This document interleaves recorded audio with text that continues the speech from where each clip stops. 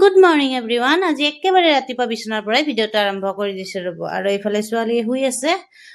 ভগৱানৰ নাম লৈ ৰাতিপুৱা বিচনাৰ পৰা উঠি গলো। আৰু যিহেতুকে ঠাণ্ডা ঠাণ্ডা লাগি আছে সেইটোৰ কাৰণে ভাবিলো আগে চুৱেটাৰটো পিন্ধি লওঁ, তাৰপিছত দেখা যাব কি কাম আছে। আৰম্ভ কৰি দিলো আৰু এইফালে প্ৰথমতে ঝাৰু পাত লৈ পুৰা একেবাৰে এক চাইডৰ পৰা পুৰা ঝাৰু মাৰি কি কৰিলো, ৰাতিপুৱা উঠি ঝাৰু মাৰা, ৰাতিপুৱাৰ বাহিৰা কাম মানে বাচন বৰ্তন ধোৱা, সেইবিলাকে কাম দিয়কচোন, সকলোৰে থাকে, মোৰ একলাই নহয়। কিন্তু তথাপিও আজি আৰু দেৰি চাওকচোন, একদম ধুনীয়া কৰি মানে ৰ'দটো দি দিছে। আৰু ঠাণ্ডাৰ দিনত ৰ'দ দিলে মোৰ মানে ব্ৰেইনত এটাই আহে আৰু আজি কাপোৰ ধুম। মানে গৰমৰ দিনতো টেনচন নাই, গৰমৰ দিনত ৰাতিপুৱাই হওক আবেলিয়ে হওক যেতিয়া ধুলে কাপোৰ শুকাই, কিন্তু ঠাণ্ডা দিনতো নুশুকাই। সেইটো কাৰণে যোনদিনেই মানে ঠাণ্ডা দিনত মানে ৰ'দ দেখো, মই মানে আগে কাপোৰ ওলাই লওঁ, মানে বাকী কাম পিছত থাকে আৰু। তথাপিও আৰু মানে এইফালে গোটেইখিনি ঝাৰু মাৰি আৰু এইফালে আহি গলো পাকঘৰৰ ফালে। আৰু পাকঘৰত আহিয়ে ঝাৰু মাৰি দিলো। আৰু এইফালে চিৰিটো মানে ভিজা আছিল, কাৰণ ওপৰৰ পৰা নিয়ৰৰ পানী পৰি আছিল। আৰু এইফালে চাওকচোন, ছোৱালীৰ মানে কাণ্ড দেখিলে আৰু কি কব, মানে মোৰ মানে চাৰিওফালে কামে কাম, আৰু একদম পুৰা চেতেৰ বেতেৰ মানে লেতেৰা বেতেৰা কৰি ৰাখে আৰু চব ফালে। তো এইফালে মানে ছোৱালী ৰন্ধা বাতি মানে খেলিছিল, সেইবিলাকতো তাইতো খেলাখিনিয়ে খেলিব, তাৰপিছতো জীৱনত তাই চাফা নকৰে মানে।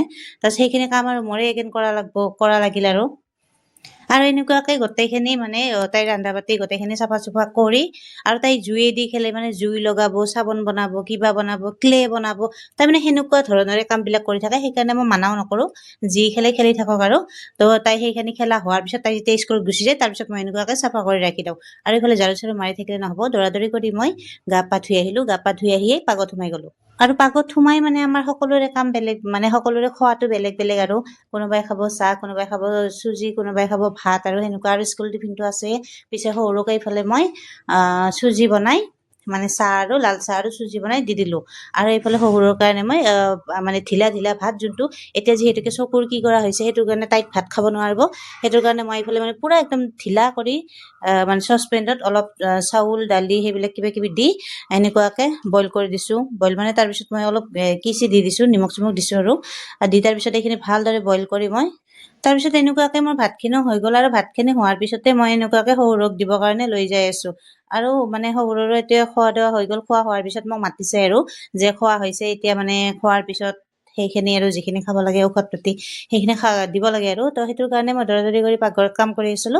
আহিয়ে মানে শহুৰক ভাবিলো আগে মানে সেই খোৱাখিনি দি যাওঁ আৰু মাৰি ভাতখিনি বনাওঁতে কিন্তু টাইম লাগে অলপ, মানে যিহেতুকে আমি নৰ্মেল ভাত কিন্তু অলপ টাইমতে হৈ যায়, কিন্তু মাৰি ভাত কিন্তু ইমান সোনকালে নহয় আৰু। তো সেইটো কাৰণে শহুৰে কৈ আছে ইমান দেৰি হৈ গ'ল। তো দেৰি হ'ল আৰু অলপমান কামো কৰিলো, সেইটো কাৰণে মানে বেছি দেৰি হোৱা নাই আৰু 10 মিনিটমান দেৰি হৈ গৈছে। মানে টাইম টু টাইম ঔষধ খাব লাগে না, তো সেইটো কাৰণে কৈ আছে আৰু।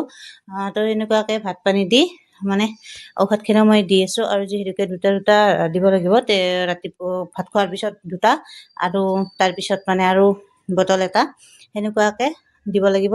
তো সেনেকুৱাকে দি মানে শহুৰক দি আছো। আৰু মানে আৰু যিহেতুকে বয়স হৈছে ন অলপ, সেইটো কাৰণে ভয়ো অলপ বহুত বেছি খাই, মানে একদম কিবা আৰু মানে ভয় বহুত খাই আৰু, মানে মেইন কথা সেইটোৱে আৰু। যি কি নহওক মই এনেকুৱাকে